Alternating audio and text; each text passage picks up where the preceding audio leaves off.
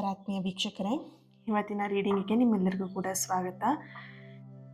ಇವತ್ತಿನ ರೀಡಿಂಗಲ್ಲಿ ನಿಮ್ಮ ಪರ್ಸನ್ ಅವರ ಮನದಾಳದ ಮಾತು, ಅವರ ಸೀಕ್ರೆಟ್ ಲವ್ ಮೆಸೇಜ್ ಏನಿದೆ, ಅವ್ರು ನಿಮಗೇನು ಹೇಳಬೇಕಂತ ಇದ್ದಾರೆ ಆ್ಯಂಡ್ ಪ್ರತಿಯೊಂದು ಕೂಡ ಡೀಟೇಲ್ ಆಗಿ ಈ ರೀಡಿಂಗಲ್ಲಿ ತಿಳ್ಕೊಳ್ಳೋಣ. ಇದೊಂದು ಜನರಲ್ ರೀಡಿಂಗ್ ಆಗಿರುತ್ತೆ. ನಿಮಗೆ ರೆಸೊನೇಟ್ ಆದರೆ ಮಾತ್ರ ರೀಡಿಂಗ್ನ ವಾಚ್ ಮಾಡೋದಕ್ಕೆ ಕಂಟಿನ್ಯೂ ಮಾಡಿ. ಅದರ್ವೈಸ್ ನೀವು ಪರ್ಸ್ನಲ್ ರೀಡಿಂಗ್ನ ಬುಕ್ ಮಾಡ್ಕೊಳ್ಬಹುದು. ಸ್ಕ್ರೀನ್ ಮೇಲೆ ಕಾಣ್ತಿರೋಂತಹ ನಂಬರಿಗೆ ವಾಟ್ಸಪ್ ಮಾಡಿ ನಿಮ್ಮ ರೀಡಿಂಗ್ನ ಬುಕ್ ಮಾಡ್ಕೊಳ್ಳಿ.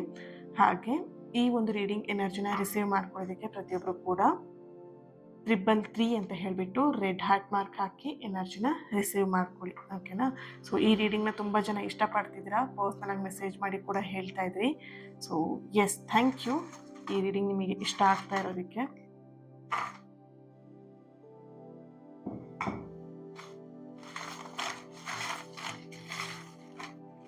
ಏನಿದೆ ಎನರ್ಜೀಸ್ ನೋಡೋಣ. ಓಕೆನಾ? ಇದಾದಮೇಲೆ ಲಾಸ್ಟಲ್ಲಿ ನಾನು ಟ್ಯಾರೋ ರೀಡಿಂಗ್ ಕೂಡ ಇದರಲ್ಲಿ ಹೇಳೋಣ. ಏನು ಬರುತ್ತೆ ಎನರ್ಜಿ, ಟ್ಯಾರೋದಲ್ಲೂ ಏನು ಬರುತ್ತೆ ಎನರ್ಜಿ ಚೆಕ್ ಮಾಡೋಣ.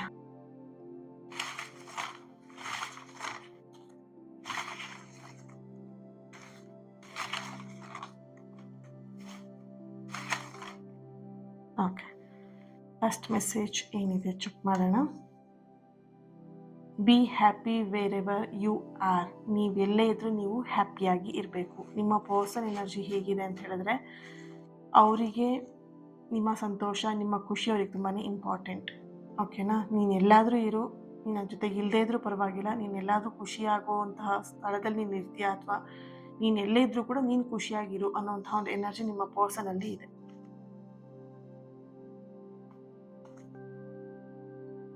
ನೆನಪು ಮಾಡಿದ ತಕ್ಷಣ ಕಣ್ಣ ಮುಂದೆ ಬರುವ ನಿನ್ನ ಬರುವ ಮುಖ ನಿನ್ನದು. ಓಕೆ, ಎಸ್, ಇಲ್ಲಿ ನೆನಪು ಮಾಡಿದ ತಕ್ಷಣ ಕಣ್ಣ ಮುಂದೆ ಬರುವ ಮುಖ ನಿನ್ನದು, ಐ ಲವ್ ಯು ಚಿನ್ನು ಅಂತ ಹೇಳಿ ಮೆಸೇಜಸ್ ಬರ್ತಾ ಇದೆ ನಿಮಗೆ. ಅವ್ರು ನೆನಪು ಮಾಡ್ಕೊಂಡಾಗ ಕಣ್ಮುಂದೆ ಬರುವಂತಹ ಫೇಸ್ ನಿಮ್ಮದು ಮಾತ್ರ. ಯಾಕಂದರೆ ಅವ್ರು ನಿಮ್ಮನ್ನು ಎಲ್ಲೊಂದು ಕಡೆ ಮಿಸ್ ಮಾಡ್ಕೊಳ್ತಿದ್ರೆ, ನೀವಿಬ್ರು ನೋ ಕಾಂಟ್ಯಾಕ್ಟ್ ಸಿಚುವೇಶನಲ್ಲಿ ಇರ್ಬೋದು ಈ ಕ್ಷಣ, ಇಬ್ಬರು ದೂರ ಇರಬಹುದು. ಬಟ್ ಇಲ್ಲಿ ಎನರ್ಜಿ ಹೇಗಿದೆ ಅಂತ ಹೇಳಿದ್ರೆ, ಅವ್ರು ನಿಮ್ಮನ್ನು ತುಂಬ ಮಿಸ್ ಮಾಡ್ಕೊಳ್ತಿದ್ದಂತಹ ಒಂದು ಎನರ್ಜಿ ಇಲ್ಲಿ ಇದೆ. ಓಕೆ, ನೋಡೋಣ ಏನು ಬರುತ್ತೆ next energy. Let's be together. Okay, ನಿಮ್ಮ ಪರ್ಸನಿಗೆ ಮತ್ತೆ ಒಂದಾಗೋಣ, ಮತ್ತೆ ನಾವಿಬ್ಬರು ಒಂದಾಗಬೇಕು. ಆ್ಯಂಡ್ ನಿಮಗಿಲ್ಲಿ ಎಲ್ಲೊಂದು ಕಡೆ ಕೇಳ್ತಾ ಇದ್ದಾರೆ ಮತ್ತೆ ಒಂದಾಗೋಣ ಅಂತ ಹೇಳಿಬಿಟ್ಟು.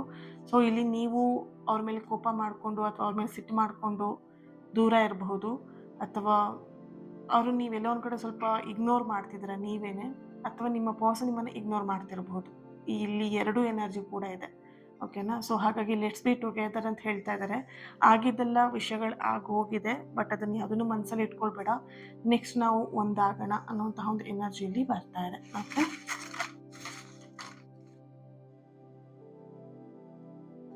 ನೆಕ್ಸ್ಟ್ ಮೆಸೇಜ್ ಏನಿದೆ. Okay, I plan on being with you until my life end. Okay, ನಿಮ್ಮ ಪರ್ಸನ್ ಎನರ್ಜಿಯಲ್ಲಿ ನಿಮ್ಮ ಜೊತೆಗೆ ಲೈಫ್ ಲಾಂಗ್ ನಿಮ್ಮ ಜೊತೆಗೆ ಇರಬೇಕು ಅನ್ನೋದು ನಿಮ್ಮ ಪರ್ಸನ್ ಅವರ ಆಸೆ. ಅದಕ್ಕೋಸ್ಕರ ಎಲ್ಲೋ ಒಂದು ಕಡೆ ಅವರು ಫ್ಯಾಮಿಲಿನ ಒಪ್ಪಿಸ್ತಾ ಇರ್ಬೋದು, ಸಮಥಿಂಗ್ ಪ್ಲ್ಯಾನಿಂಗ್ ಮಾಡ್ತಾ ಇರೋವಂಥ ಒಂದು ಎನರ್ಜಿನೇ ನಿಮ್ಮ ಜೊತೆಗೆ ಯಾವಾಗಲೂ ಇರಬೇಕು. ಒಂದು ಕಮಿಟ್ಮೆಂಟ್ ವಿಷಯದಲ್ಲಿ ಆಗಿರ್ಬೋದು, ಎಂಗೇಜ್ಮೆಂಟ್ ಆಗಿರ್ಬೋದು, ಮದುವೆ ಆಗಿರ್ಬೋದು, ನಿಮ್ಮ ಪರ್ಸನ್ ಒಂದು ಕಮಿಟ್ಮೆಂಟಿಗೋಸ್ಕರ ಅವರ ಫ್ಯಾಮಿಲಿ ಒಪ್ಸೋದು ಅಥವಾ ಅವರೆಲ್ಲ ಒಂದು ಕಡೆ ಪ್ರಿಪೇರ್ ಆಗ್ತಿರೋದು. ನಿಮ್ಮ ಪರ್ಸನ್ ಎನರ್ಜಿ ಕನೆಕ್ಟ್ ಮಾಡಿದಾಗ ಸ್ವಲ್ಪ ಧೈರ್ಯನೂ ಕೂಡ ಕಡಿಮೆ ಇದೆ ಅವ್ರ ಫ್ಯಾಮಿಲಿ ಮೆಂಬರ್ಸ್ ಹತ್ರ ಹೇಳೋದಕ್ಕೆ. ಅವರೆಲ್ಲ ಒಂದು ಕಡೆ ಮನಸ್ಸನ್ನು ಗಟ್ಟಿ ಮಾಡಿಕೊಂಡು ಧೈರ್ಯ ಮಾಡಿ ಅವ್ರ ಫ್ಯಾಮಿಲಿ ಹೇಳ್ಬೋದು ಅನ್ನೋಂಥ ಒಂದು ಎನರ್ಜಿ ಕೂಡ ಇಲ್ಲಿ ಬರ್ತಾ ಇದೆ. ಓಕೆ, ವಿಡಿಯೋ ಮಧ್ಯ ಬ್ರೇಕ್ ಆಗಿತ್ತು, ಸೊ ಕಂಟಿನ್ಯೂ ಮಾಡೋಣ. Past life connection or karmic relation. ಇಲ್ಲಿ ನಿಮ್ಮಿಬ್ಬರ ಮಧ್ಯೆ ಒಂದು ಪಾಸ್ಟ್ ಲೈಫ್ ಕನೆಕ್ಷನ್ ಕೂಡ ಇದೆ, ಹಾಗೆ ಕಾರ್ಮಿಕ್ ಕನೆಕ್ಷನ್ ಕೂಡ ಇದೆ. ನೋಡ್ಬೋದು, ಈ ವ್ಯಕ್ತಿ ಜೊತೆಗೆ ನೀವಿದ್ರೆ ಕಂಪ್ಲೀಟ್ ನಿಮ್ಮ ಒಂದು ಲೈಫ್ನೇ ಮರ್ತು ಬಿಡ್ತೀರಾ. ಅಂದರೆ ಆ ವ್ಯಕ್ತಿಯ ಒಂದು ಎನರ್ಜಿನೇ ಆ ರೀತಿಯಾಗಿದೆ. ಓಕೆನಾ? ಸೊ ಕಾರ್ಮಿಕ್ ರಿಲೇಷನ್ಶಿಪ್, ಆ ವ್ಯಕ್ತಿ ಜೊತೆಗೆ ನಿಮಗೆ ಎಲ್ಲೋ ಒಂದು ಕಡೆ ಆ ವ್ಯಕ್ತಿ ನಿಮಗೆ ಚೀಟ್ ಮಾಡ್ತಿರ್ಬೋದು, ಮೋಸ ಮಾಡ್ತಿರ್ಬೋದು, ಅಥವಾ ನಿಮಗೆ ಆ ವ್ಯಕ್ತಿಯಿಂದ ನಿಮಗೆ ಹರ್ಟ್ ಆಗ್ತಿರ್ಬೋದು. ಆದರೂ ನಿಮಗೆ ಆ ವ್ಯಕ್ತಿನೇ ಬೇಕು ಅನ್ನೋಂಥ ಒಂದು ಎನರ್ಜಿ ನಿಮ್ಮಲ್ಲಿದೆ. ಕಾರ್ಮಿಕ್ ಕನೆಕ್ಷನ್ ಅನ್ನೋಂಥದ್ದು ಹೇಗೆ ಅಂತ ಹೇಳಿದ್ರೆ, ಪಾಠ ಕಲಿಯೋರಿಗೆ ಆ ಕರ್ಮದ ಬಂಧ ಅನ್ನೋದು ಬಿಟ್ಟು ಹೋಗೋದಿಲ್ಲ.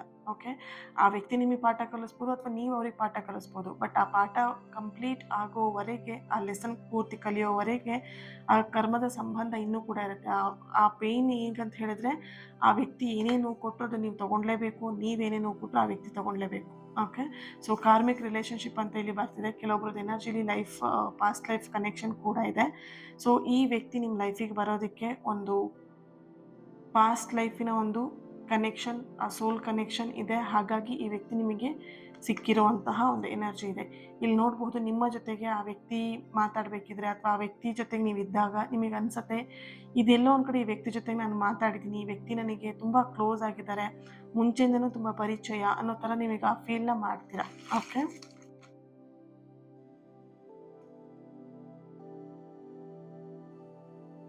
ಓ my God, I am preparing to give you surprise. ನಿಮ್ಮ ಪರ್ಸನ್ ನಿಮಗೊಂದು ಸರ್ಪ್ರೈಸ್ನ ಕೊಡೋದಕ್ಕೆ ಪ್ರಿಪೇರ್ ಮಾಡ್ತಾ ಇದ್ದಾರೆ. ಸಮಥಿಂಗ್ ನಿಮಗೆ ಹೆಚ್ಚಾಗಿ ಇಲ್ಲಿ ಕಮಿಟ್ಮೆಂಟ್ ಎನರ್ಜಿನೇ ಬರ್ತಾ ಇದೆ, ಅಥವಾ ನಿಮಗಿಲ್ಲಿ ಅವರು ಸರಿಯಾಗಿ ಟೈಮ್ನ ನಿಮಗೆ ಕೊಡ್ತಾ ಇರಲಿಲ್ಲ.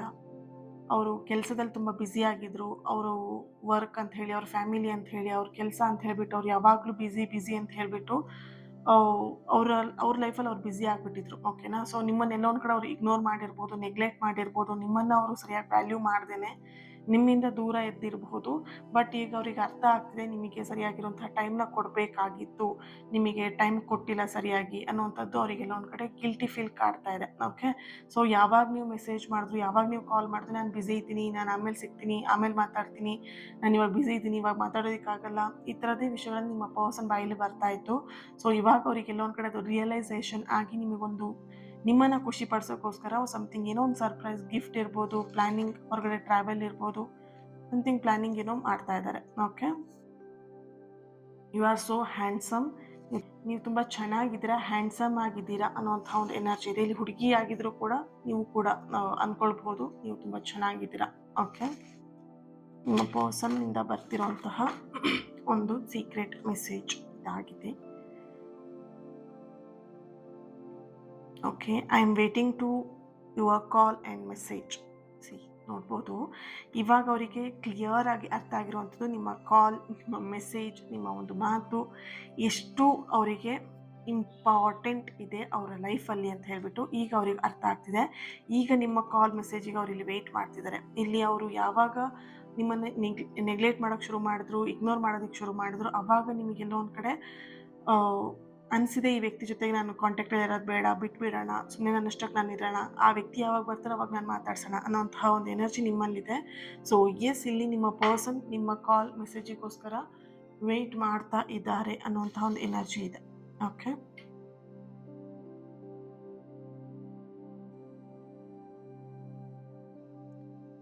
ವಿಲ್ ಯು ಮ್ಯಾರಿ ಮೀ, ನಿಮಗೆ ಕೇಳ್ತಾ ಇದ್ದಾರೆ ನನ್ನ ಮದುವೆ ಆಗ್ತೀಯಾ ಅಂತ ಹೇಳಿಬಿಟ್ಟು.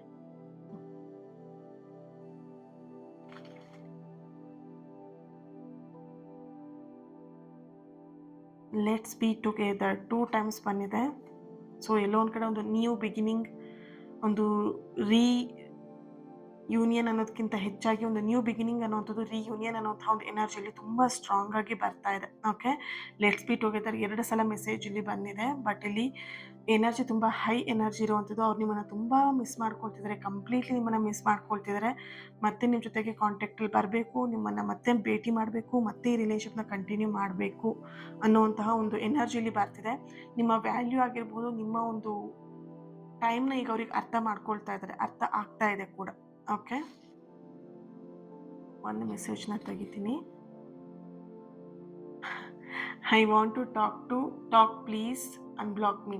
ಅವರಿಗೆ ನಿಮ್ಮ ಜೊತೆಗೆ ಮಾತಾಡಬೇಕು, ಅನ್ಬ್ಲಾಕ್ ಮಾಡು ಅನ್ನೋಂಥ ಒಂದು ಎನರ್ಜಿಲಿ ಬರ್ತಿದೆ. ಕಂಪ್ಲೀಟ್ ಇದೊಂದು ನೋ ಕಾಂಟ್ಯಾಕ್ಟ್ ಸಿಚುವೇಷನಲ್ಲಿರುವಂತಹ ರೀಡಿಂಗ್ ಆಗಿದೆ. ಓಕೆನಾ, ಆ್ಯಂಡ್ ಯಾರೆಲ್ಲ ದೂರ ಇದ್ದೀರಾ, ಡಿಸ್ಟೆನ್ಸಲ್ಲಿದ್ದೀರಾ ಆ್ಯಂಡ್ ಸಪ್ರೇಷನಲ್ಲಿದ್ದೀರಾ, ಅವರಿಗೂ ಕೂಡ ಈ ಒಂದು ರೀಡಿಂಗ್ ತುಂಬಾ ಕನೆಕ್ಟ್ ಆಗ್ತಿರೋಂಥ ಒಂದು ಎನರ್ಜಿ ಇದೆ. ಚೆಕ್ ಮಾಡೋಣ ಟ್ಯಾರೋ ಇಂದ ಏನು ಬರುತ್ತೆ ಅಂತ.